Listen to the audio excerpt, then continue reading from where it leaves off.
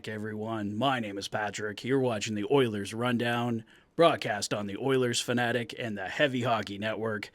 Well, this is one of those days where the regular job got in the way of getting a good Oilers video done, but here we are a few hours before the Oilers and Ducks face off. Going to give you guys my quick thoughts on the big trade today.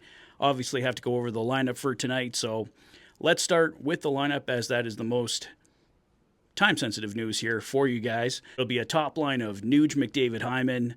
Matt Savoy re-enters the lineup with Leon Draisaitl and Victor Arvidsson. A third line of Matthias Janmark, Adam Henrique, and Connor Brown. And a fourth line of Vasily Podkolzin, Kasperi Kapanen, and Corey Perry. On defense, Matthias Ekholm and Evan Bouchard. Darnell Nurse and John Klingberg. Brett Kulak and Ty Emberson. And Calvin Pickard will get the starting goal tonight for the Edmonton Oilers. Jeff Skinner, Troy Stecher, scratched for tonight, and Cam Dineen has been returned to the Bakersfield Condors. He was recalled yesterday on an emergency basis, but obviously Darnell Nurse and Brett Kulak good to go for tonight's game, so Cam Dineen returned to Bakersfield. So that gets the lineup out of the way. Jeff Skinner out once again here for the Edmonton Oilers. Got to be frustrating for him. I know it's frustrating for Jeff Skinner fans. So let's talk about the trade. I'm sure most of you have heard about it by now, but let's do a little breakdown of it. There was 3 trades in total, a 3-way trade between the Edmonton Oilers, Boston Bruins, and New Jersey Devils. Trade 1 involved the Boston Bruins trading Trent Frederic to the New Jersey Devils with 50% retained in exchange for unsigned draft choice Peter Hauser. Trade 2 was the New Jersey Devils trading Trent Frederic with 50% salary retained to Edmonton in exchange for unsigned draft choice Shane LaChance. And trade number 3, Boston trades Max Jones and unsigned draft pick Peter Hauser to Edmonton in exchange for Max Wanner, St. Louis's second-round pick in 2025, and Edmonton's own fourth-round selection in 2026. Oilers insider Bob Stauffer would later say that it was unlikely that Shane LaChance was going to sign with the Edmonton Oilers. As it was pointed out there, he was an unsigned draft choice. So that definitely makes it make more sense here for the Edmonton Oilers. Trent Frederic is currently hurt and out week to week, so he's not going to be an immediate add here for the Edmonton Oilers. Insider Chris Johnston put out a post that maybe the Oilers could put Trent Frederic on LTIR and continue adding, but the Oilers got double retention on Trent Frederic. He's down to a $575,000 cap hit, so I think the Oilers are planning on adding him. I don't think, even if he is put on LTIR, it will be for very long. Max Jones, the other player the Edmonton Oilers acquired with a $1 million price tag, is currently in the American Hockey League. Don't think the Edmonton Oilers will probably call him up right away. Maybe they'll send somebody else down. It's all going to depend on what other moves the Oilers make here ahead of Friday's deadline. But for right now, adding Trent Frederic and Max Jones definitely adds some size and toughness to the Edmonton Oilers lineup. This is what Oilers insider Bob Stauffer had to say on the 2 new acquisitions. The Edmonton Oilers add a top 9 forward in Frederic who can play both center and wing. He has bite.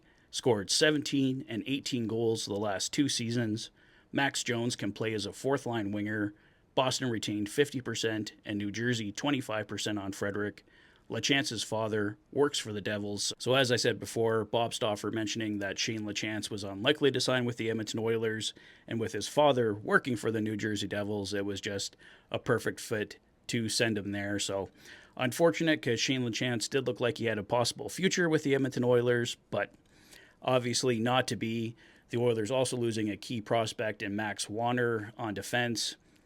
That one really hurts too as well. But the Oilers were unfortunately in quite the predicament here. Everyone knew they needed to add size and toughness. So with Trent Frederic and Max Jones, the Edmonton Oilers definitely add that. If Evander Kane does end up coming back with the Edmonton Oilers here, whether it be in the regular season or the Stanley Cup playoffs, he can also add some more of that size and toughness. So the Oilers roster that has appeared very weak throughout the year could be getting much stronger here down the stretch. We'll have to wait and see what other moves the Edmonton Oilers do make. Oilers insider Bob Stauffer did mention there's definitely at least one more move coming for the Edmonton Oilers. I imagine it's a defenseman. I don't think there's going to be a goaltender added for the Edmonton Oilers. There's some reports out there that Vitek Vanacek with the San Jose Sharks is being held out for trade-related reasons.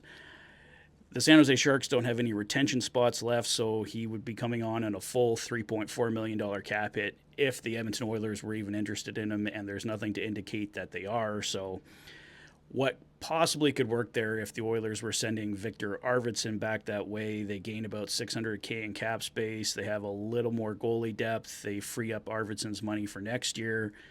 But who knows, that trade could be done by the time I've recorded this video, and that could be completely old news. But just thought I'd throw that in there. I believe in the heavy hockey chat, they're saying that Vanacek is likely to end up with the Florida Panthers. The Panthers probably looking for some more goalie depth behind Bobrovsky. So we'll see what happens there. But like I said, just thought I'd mention it there if something did happen.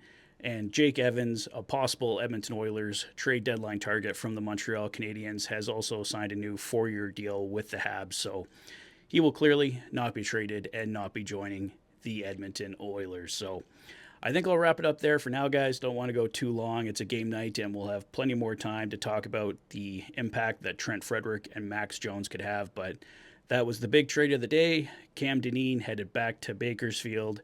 Matt Savoy back in the lineup, and the Edmonton Oilers getting set to take on the Anaheim Ducks tonight at 7:10 at Rogers Place. Let me know your thoughts on the trade and everything that went down today in the comment section below.